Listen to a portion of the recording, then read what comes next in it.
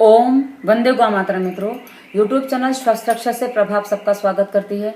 मित्रों, आज हम बात करते हैं बच्चे पढ़ाई तो करते हैं पर उनको याद नहीं रहता इस विषय पर, क्योंकि परीक्षा नज़दीक आ रही हैं और हर किसी को इस समस्या सता रही कि वे बच्चे पढ़ तो रहे हैं लेकिन उनको समझ में नहीं आता भी है पर याद नहीं रहता है। इसके पीछे कारण क्या है, इसके लिए हम क्या करें?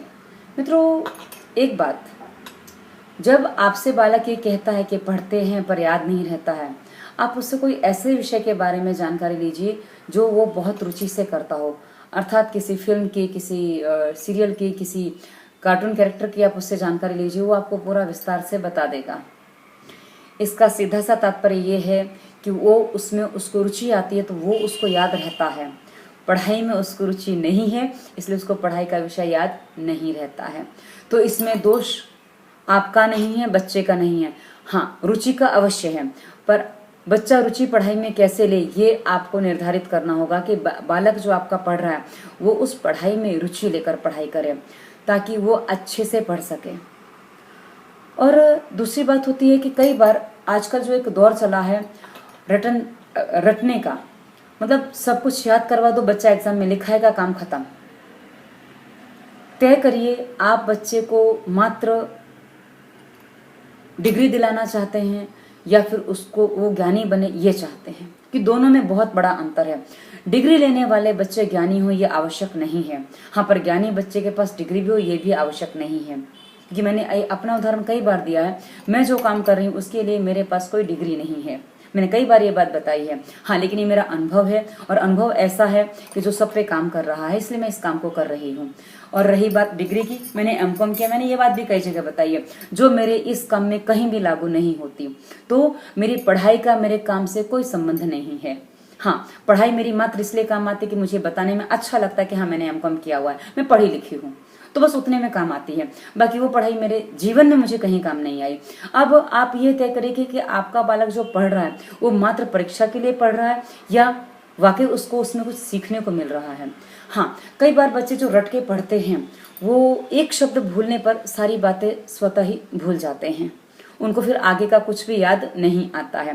पहला अक्षर गया तो पूरा वाक्य, पूरा पैराग्राफ उनका हवा हो जाता है। अब आप समाधान क्या करें इसका? मित्रों, कभी भी कोई भी चीज रटके नहीं होती, पढ़ाई कभी भी रटके हो ही नहीं सकती, और रटके करने जाएंगे तो फिर वो रटंती विद्या घटंती बुद्धि वाली बात आ जाती है। हम तो ऐसा बचपन में कहा करते थे, रटंती विद्या घटंती बुद्धि। तो आज वही, अब संस्कृत है पर संस्कृत कैसी है वो थोड़ा अलग विषय है, पर एक चालू भाषा में हम ये बात कहा करते थे। तो वही अब आपको मैं आगे बताऊं, आप अपने बालक को जो पढ़ाना चाहते हैं उसको निर्धारित ये करें कि उसको समझ में आए, हर विषय हर टॉपिक उसको समझ में आए। यदि उसको समझ में नहीं आएगा तो नहीं कर पाएगा, और यदि कर भी जाएगा तो परीक्षा के 3-4 दिन बाद आप उससे पूछिए, वो सब भूल जाएगा। और पढ़ाई कभी भी ऐसी होती कि भूतकाल की पढ़ाई आपको भविष्य में कहीं ना कहीं काम आती है, तो वो आपको याद रखना आवश्यक होता है। विशेषकर गणित जैसे विषय, गणित और विज्ञान ये ऐसे विषय हैं जहाँ भूतकाल आप भुला के आगे नहीं बढ़ सकते हैं। आपको सारी बातें, सारे जो फॉर्मूला हैं, जो भी सब याद रखने पड़ते हैं। तो उसके लिए आपकी याददाश्त अच्छी होनी चाहिए। और दूसरी बात, याददाश्त से अच्छा है कि आपको समझ में आना चाहिए। जब तक समझ में नहीं आएगा बच्चा पढ़ाई नहीं कर पाएगा। तो आप पढ़ाने का तरीका थोड़ा सा बदलें। आप, कई बार मैंने बहुत से स्कूलों में ऐसा देखा है कि जैसा शिक्षक ने लिखवाया है अक्षर से बालक को वैसा ही लिखना होता है। यदि आपका बालक ऐसे स्कूल में पढ़ता है तो मेहरबानी करके ऐसे स्कूल को छुड़वा दें, क्योंकि ये आपके बालक का विकास नहीं करेंगे। ये मात्र और मात्र अपने ढर्रे पर एक पता नहीं किस चीज पर बच्चों को चलाते हैं। क्योंकि मैंने तो यहाँ तक देखा है कि स्कूल में हरा पीला लाल रंग लिखवाएगा तो यदि बच्चे ने हरा पीला लाल के स्थान पर लाल पीला हरा लिख दिया या नीला उसमें डाल दिया तो वो शिक्षक उसको गलत दे देते हैं। उनको वही क्रम चाहिए, क्यों चाहिए पता नहीं, बोले सबको बराबर याद नहीं रहता है। और कई बार तो ऐसा भी कि जो जवाब हमने लिखवाया वैसा ही जवाब आपको बच्चे को लिखवाना है, अन्यथा हम आपको नंबर नहीं देंगे। यदि ऐसे स्कूल में आपका बच्चा पढ़ रहा है तो आप अपने बच्चे को बर्बाद कर रहे हैं। ऐसे स्कूल से अपने बच्चे को हटा लीजिए, उसमें ही आपकी भलाई है और बच्चे की भलाई है। अच्छा, अब आप क्या करें, जब बच्चा पढ़ता है उसको कोई भी विषय रटवाए नहीं, जैसा कि मैंने पहले भी कई बार बताया। अब आपको क्या करना है, जो भी कहानी या जो भी पाठ वो पढ़ रहा है, खासकर ये थ्योरी में ये कर सकते हैं, प्रैक्टिकल में आप नहीं कर सकते। गणित आदि में चीज संभव नहीं है, गणित में तो अभ्यास ही करना पड़ेगा, जितना अभ्यास करेंगे उतना उसको पक्का होगा।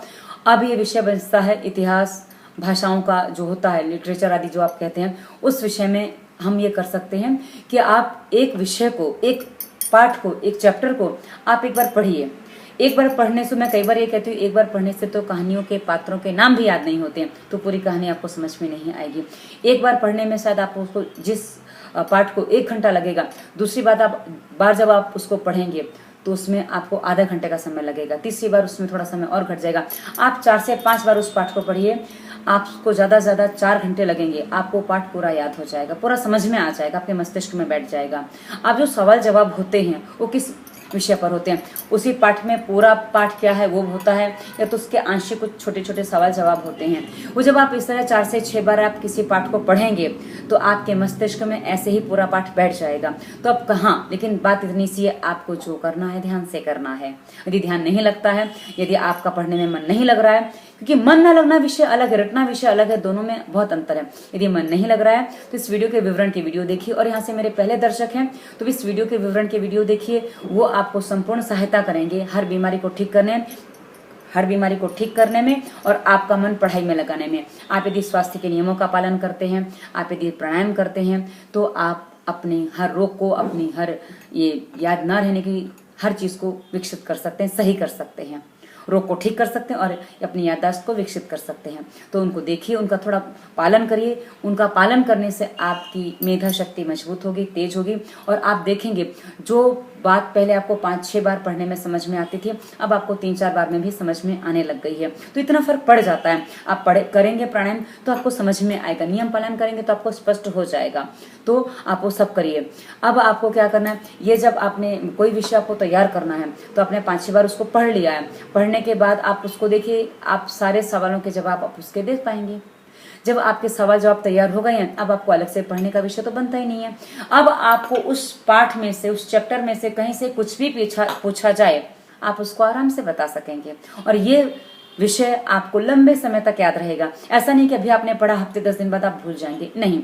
आपने जो चीज दिमाग में बैठा ली, समझ ली, वो आप जीवन भर नहीं भूलते।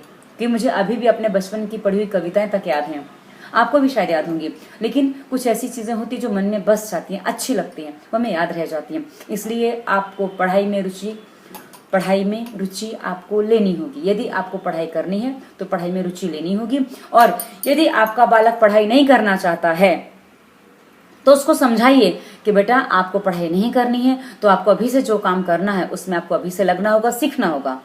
तो उसके अलावा काम बचता है मजदूरी का या जो भी है, आप उसको अभी से सीखना चालू करिए, क्योंकि अभी से आप नहीं सीखेंगे तो आगे आप जाके वो काम नहीं कर पाएंगे। तो जो भी काम है, जो आप करना चाहते हैं, जीवन में जो आप बनना चाहते हैं, वो आपको उसकी तैयारी, आपको उसकी शिक्षा बचपन से लेनी होती है, ना कि बड़े होकर आपको शिक्षा सीधी मिलती है। तो आपका बच्चा पढ़ाई अवश्य करेगा, उसको सही तरीके से पढ़ाई करवाइए। और दूसरी बात, यदि आपका बालक पढ़ाई नहीं करता है, क्योंकि सबके मस्तिष्क एक जैसे नहीं होते, वो जो करता है, जो पढ़ाई करता है, जिस विषय में उसको रुचि है उस विषय में उसको आगे बढ़ाइए, क्योंकि सब बच्चे पढ़ाई करें आवश्यक नहीं है। उसको चित्रकारी में रुचि है तो वहाँ उसको आगे बढ़ाइए। हाँ, लोग कहते हैं भाई उसमें पैसा नहीं मिलता, पैसे से हर चीज़ नहीं होती। मन की शांति, संतुष्टि बहुत बड़ा विषय होती है। आप एक बात ध्यान रखें, यदि बालक जो कुछ करना चाहता है उसमें यदि उसकी रुचि है तो वो अपने उस क्षेत्र में टॉप पर पहुंचेगा और वो अपना कुछ नाम कमाएगा और आपका नाम भी आगे बढ़ाएगा। मित्रों, मैंने कहा ना, मेरे पास कोई डिग्री नहीं है, कोई सर्टिफिकेट नहीं है, हाँ, पर मेरा अनुभव है, क्योंकि मैंने जो प्राणायाम सीखा, जो मैंने उसको समझा और औरों को कराया और उन्हें जो परिणाम दिए, उस पर बस मैंने वीडियो बनाना आरंभ किया है। और आपने उसको इतना सराहा है, इतना अच्छे से उसको आपने जो मुझे प्रोत्साहन दिया, उसके लिए आपका तहे दिल से मेरा धन्यवाद है आप सभी को, क्योंकि आपके सहयोग के बिना ये चैनल आगे कभी नहीं बढ़ सकता था। आज मेरे 45,000 दर्शक सब्सक्राइबर होने जा रहे हैं और करीब 40 लाख के आसपास दर्शक भी होने जा रहे हैं। ये बहुत बड़ी उपलब्धि है, बहुत बड़ा विषय है मेरे जैसे लोगों के लिए, जो शायद डिग्री नहीं है पर हाँ कुछ करने का हौसला रखते हैं और कर पाते हैं। ये आप जैसों का प्रोत्साहन ही होता है जो हमें आगे बढ़ाता है। वीडियो अच्छा लगा तो लाइक करें, अपने मित्रों को बताइए और विवरण की वीडियो अवश्य देखिए। वो हर बीमारी को ठीक कर सकते हैं। और उन वीडियोस को देखने के बाद कोई समस्या बचती है तो आप मुझे कॉल कर सकते हैं, वहाँ मैंने अपना नंबर भी दिया हुआ है, तो नंबर लेकर मुझे कॉल कर सकते हैं। धन्यवाद। और हाँ, यदि कोई नया विषय जानना है, कोई वीडियो अच्छा लगा है, टिप्पणी अवश्य करिए। टिप्पणी मेरा मार्गदर्शन भी होती है और आपके विषयों का समाधान भी होती है। धन्यवाद। वंदे मातरम।